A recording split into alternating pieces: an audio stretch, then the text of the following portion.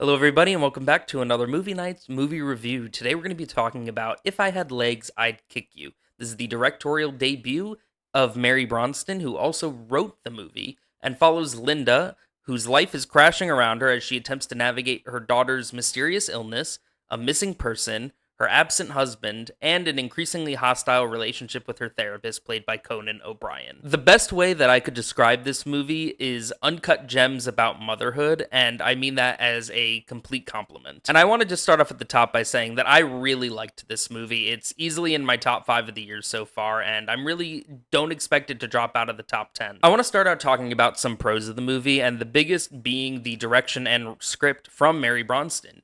I'm immediately signed up for whatever she wants to do next. And the opening shot of a movie, it's very hard to tonally nail and tell the audience essentially what your movie is and what to expect from it. And I thought that she absolutely nailed it with this. From the moment the movie begins, I was already riddled with anxiety. I was already stressed for Linda and her situation. And to be able to convey that just in the opening scene, I thought was really impactful. The movie then proceeds to not allow you to breathe for the remaining 2 hours of the film. The sound design, I think, is going to go underappreciated, and I think that it was magnificent. And the entire time of the movie, you're just inundated with noise and stressors and just going along with Linda with her own anxieties, that when you actually have these moments of silence and Linda's allowed to breathe, you're also, as an audience member, feeling that relief. And I thought that was a really impactful way to kind of immediately show and put the audience in the situation with the character. Another pro is definitely going to be Rose Byrne's performance. I am a Rose Byrne lover here. I've been a fan of hers since Insidious. You could even go back to Star Wars if you want. X-Men First Class, which is a movie I'm not a big fan of, but, she's in it.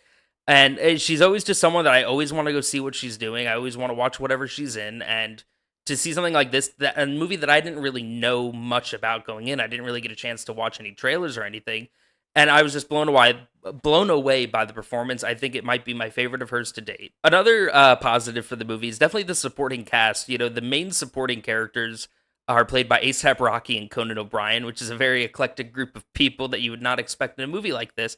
And I thought both of them handled the situation, sorry, not the situation, but just like their respective roles very well. Conan is just always naturally funny, and he's supposed to be a little off-putting, as mentioned before in the plot. She has a very contentious relationship with her therapist, and Conan just absolutely nails what they wanted from it. And A$AP Rocky brought a lot of levity and humor to it as well, which I think was much needed to give Linda and the audience that relief. The movie also deals with a lot of heavy subject matter that I don't want to go into just for sake of spoilers, but I thought the way that it touched upon these conversations, these situations, I thought was handled very well and gave the film a lot of deeper meaning. The movie wanted to be interpreted a bunch of different ways. The movie wanted you to take something away from it. It's a movie that wants you to sit and think about what you're watching, sit and think about what you just saw.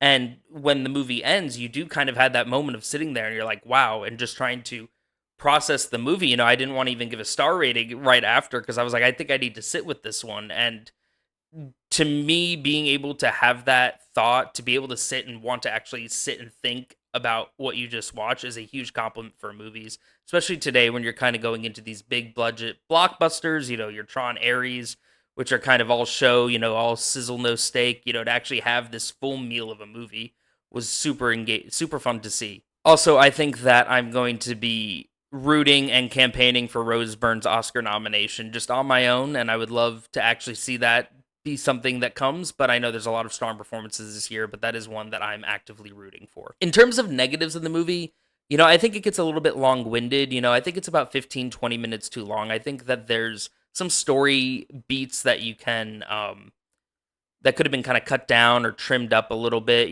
Toward the end, I kind of started the story to kind of get a little bit repetitive and wanting kind of the next development of it. And I think that's kind of where the movie kind of had some weak points for me, was just not knowing when to move on from a topic, a theme, and just instead kind of repeating the same beat to just reinforce to the audience what they're seeing.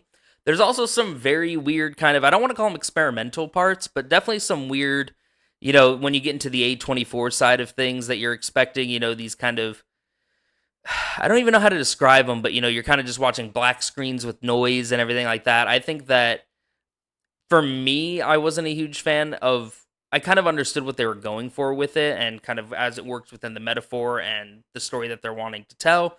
But to me, it kind of just felt a little too over the top. I think they had a strong movie without that stuff. But real quick, before we wrap up, there is a sequence in this movie involving a hamster that is one of the funniest things that I've seen this year in a movie.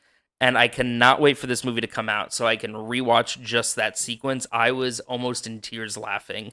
It was so wonderfully executed. I think it fit perfectly right at the time when you're just like, man, we need a moment of like, I need a moment of relief. I need something to happen. And then this whole sequence happens. And if you've seen the movie, you know what I'm talking about. To me, that was my favorite sequence. But what did you think? If you had the chance to see If I'd Legs Had Kicked You, please let me know down in the comments your thoughts. I'd love to see everyone's opinions on the film. And as always, make sure to subscribe for more movie reviews, and we'll see you on the next one.